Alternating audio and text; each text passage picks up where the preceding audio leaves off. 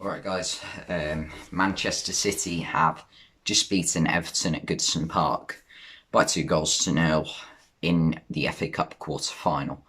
And the scoreline would suggest that it would be a similar game to the Man City game against Borussia Mönchengladbach. Is that how you say it? I think it is.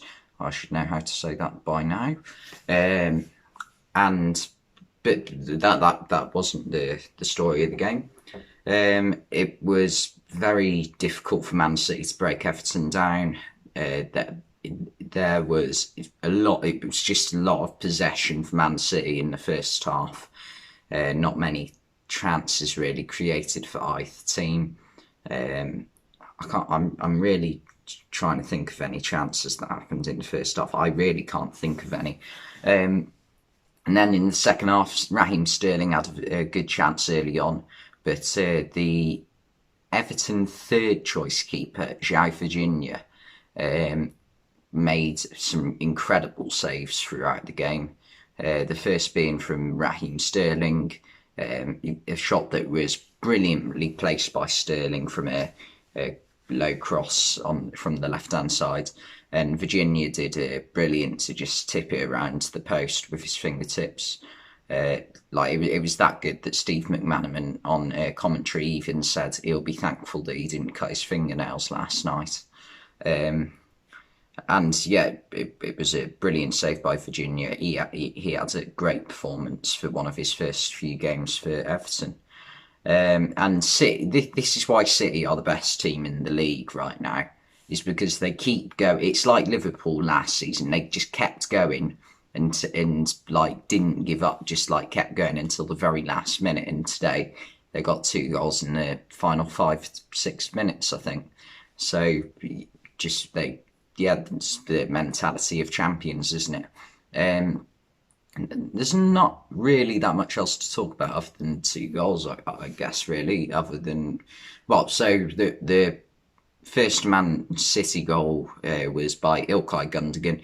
Aymeric Laporte's gone for a run all the way through Everton's midfield and has laid it off to De Bruyne. De Bruyne's been tackled. I'm not sure if it was a foul, really. It fell to Laporte. Laporte's had a shot and it was going into the top corner. Virginia, who's about 5 yards off his line, has made a great fingertip save again to put it onto the bar. And it's unfortunate for Everton that it's fallen to Ilkay Gundogan, who's just had a simple diving header into an open goal. And yeah, so that made it 1-0. And then Everton obviously had to just go all out attack, didn't they? But that led to a counter-attack from Man City and Kevin De Bruyne going for on goal, cutting back on himself and just lashing it past the keeper, making it 2-0. And yeah, there's not really too much to discuss about this game other than, just to say that brilliant performance by both teams, really. It would have been a brilliant performance by Everton had the game finished at the 80th minute.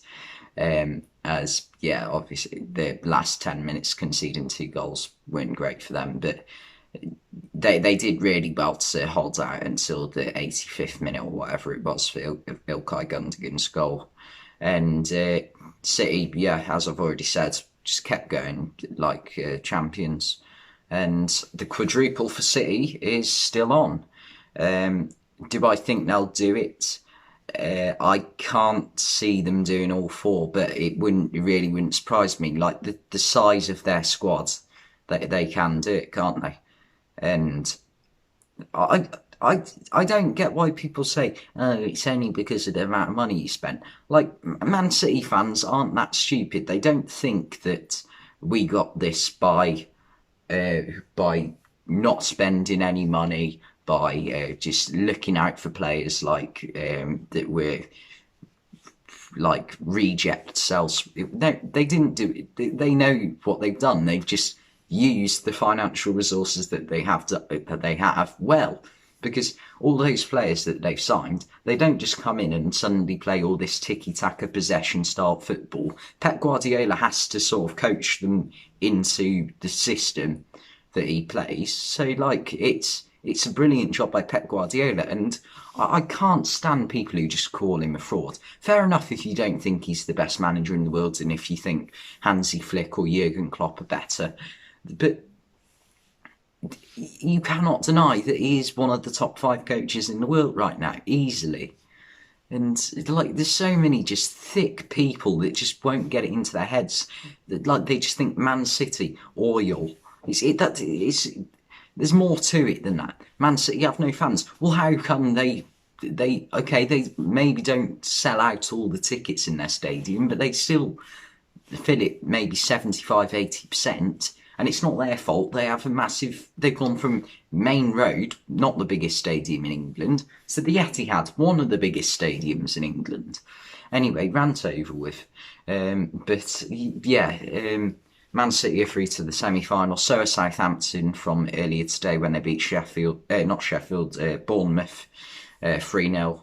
And that just means that tomorrow, Man United v Leicester and Chelsea v Sheffield.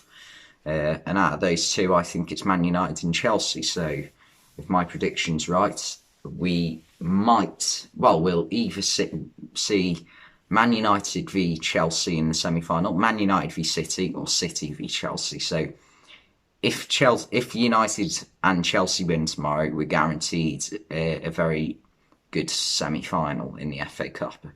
But anyway, that's about all I've got to say, really. Thanks for watching, and I'll see you next time.